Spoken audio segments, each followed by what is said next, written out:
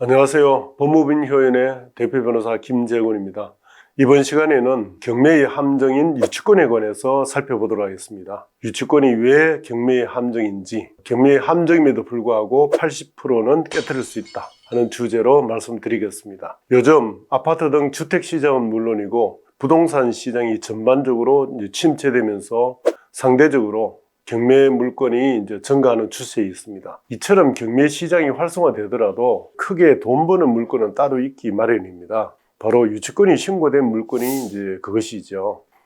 여기서 부동산에 있어서 유치권이 뭔지 그 개념부터 먼저 한번 살펴보도록 하겠습니다. 타인의 부동산을 점유한 자가 그 부동산에 관해 생긴 채권을 가지는 경우 변제를 받을 때까지 그 부동산을 점유할 수 있는 권리를 말합니다. 예를 한번 들어보겠습니다. 여기서 타인은 보통 건축주 도급인이라 하는데 그 타인으로부터 토목공사나 건축공사 또 리모델링 공사 이런 공사를 도급받고 공사를 했는데 공사대금을 주지 않을 경우에는 공사대금을 다 받을 때까지 해당 토지나 건물을 점유할 수 있는 권리입니다. 이러한 유치권이 담보하는 채권은 건물의 시공비용, 리모델링 비용 등 공사대금 채권이 대부분입니다. 유치권은 또 경매로 대지, 상업용 빌딩 등을 매수할 때 가장 큰 리스크가 되지요. 근데 유치권은 법정지상권과 함께 경매에 있어서 권리관계의 함정 중의 함정이라고 불립니다. 그만큼 권리 분석이 어렵다는 뜻이고 권리 분석이 어려운 만큼 잘 해결했을 때 얻는 이득도 그만큼 커지는 거죠. 유치권이 왜 함정인지 한번 구체적으로 살펴보면 우선 유치권은 경매 절차에서 매수인에게 인수되는 권리인 점을 들 수 있습니다. 민사집행법 91조 5항에 의하면 유치권자는 부동산 경매 절차에서 매수인에 대하여 채권의 변제를 받을 때까지 매각 부동산의 인도를 거절할 수 있다라고 규정하고 있습니다. 이처럼 유치권자는 담보하는 채권을 다 변제받을 때까지 해당 부동산을 점유해서 출입을 통제하다 보니 유치권자가 요구하는 돈, 그 돈이 보통은 수천만 원에서 수억 원, 수십억 원까지 이릅니다. 유치권자가 요구하는 돈을 다 주지 않고는 내보낼 수 없다는 점. 그 결과 경매로 그 부동산을 낙찰받아도 낙찰받은 부동산을 목적대로 사용할 수 없게 만들기 때문에 유치권이 신고된 물건은 보통 몇 차례 유찰됩니다. 이러한 유치권은 경매 절차상 법원에 신고하는 경우가 대부분이지만 또 신고하지 않아도 인정되는 권리입니다. 그리고 등기부에도 나타나지 않습니다. 보통 물건은 다 등기부에 기재가 되는데 등기부에도 기재되지 않는 권리입니다. 그리고 유치권 신고에 대해서 법원은 어떤 형식적 심사권만 가지기 때문에 진짜 유치권인지 그 진실 여부를 체크하지 않고 권리 분석의 부담은 모두 입찰자가 지도록 하고 있습니다. 나아가 입찰하기 전에 이해관계인이 아닌 한 유치권이 신고됐다. 누가 얼마 유치권 주장한다는 그 신고 사실만 알 뿐이지 그 신고 내역은 알 수 없습니다. 예컨대 첨부된 유치권에 첨부된 공사 도급 계약서나 공사비 지출 정비 이런 것은 알 수 없기 때문에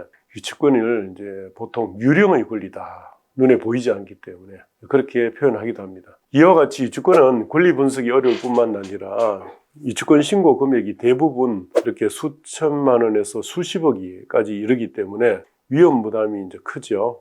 그래서 이런 위험 부담 많고 섣불리 낙찰받기가 쉽지 않고 또 유치권이 신고된 물건은 금융기관에서 잔금 대출을 거의 해주지 않습니다. 그래서 전액 현금으로 입찰해야 되는 경우가 많기 때문에 결국은 소수의 자금력 있는 사람만이 입찰에 참여해 볼 수 있습니다. 그러다 보니까 여러 명이 공동 투자, 소위 공투로 투자하기도 합니다. 다음으로 유치권의 80% 이상은 깨트릴 수 있다 하는 점에 대해서 살펴보겠습니다. 먼저 실무적으로 유치권 신고된 사례를 한번 종합해보면 공사업자들이 유치권 제도를 악용해서 허위 채권이나 부풀린 채권으로 신고하는 사례가 적지 않습니다. 또 정당한 채권으로 신고했더라도 경매 개시 결정의 기입 등기 이전부터 계속 점유해야 된다 하는 유치권의 요건이 있습니다. 이걸 충족하지 못해서 유치권이 인정되지 않는 사례가 거의 80% 이상이라 할 것입니다. 그래서 유치권 있는 물건이라고 무조건 겁먹을 필요가 없음을 알 수 있습니다.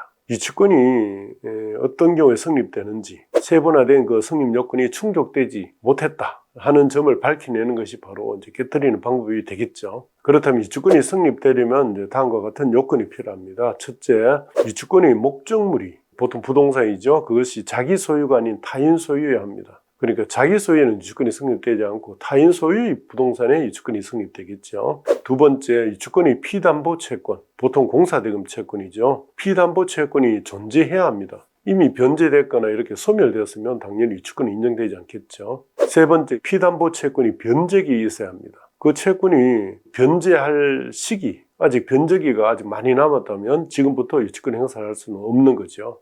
네 번째, 피담보 채권이 그 목적물에 관하여 생긴 채권이어야 한다. 이거는 이제 유치권의 어떤 결련성이랍니다. 목적물에 관한 결련성. 다섯 번째, 그리고 유치권자가 적법한 점유가 계속되어야 합니다. 점유는 한번 시작하면 끝까지 계속되어야 하지 중간에 점유를 상실하게 되면 기본적으로 유치권도 소멸하게 됩니다. 그래서 유치권은 등기가 안 되니까 이 점유로 공시가 된다. 즉 점유가 공시 방법이죠. 여섯 번째, 대항력이 있어야 한다. 즉 이제 경매 개시 결정 기입 등기 이전부터 유치권자가 점유를 계속해야 합니다. 그때부터 지금까지 계속해야 한다. 그리고 일곱 번째, 유치권을 포기하는, 배제하는 특약이 없어야 한다. 그리고 여덟 번째, 유치권 소멸 청구 사유인 유치권자의 선관 주의 의무 위반, 선량한 관리자로서의 주의 의무 위반. 유치권자가 유치권자로서 점유를 해야 되지 그것을 소유자 승낙 없이 자기 마음대로 사용하거나 남한테 임대를 하거나 대여를 해주거나 담보 제공을 해준다. 이렇게 하면 유치권자의 이제 선량한 관리자로서의 주의 의무 위반으로서 유치권 소멸 청구를 할 수가 있습니다.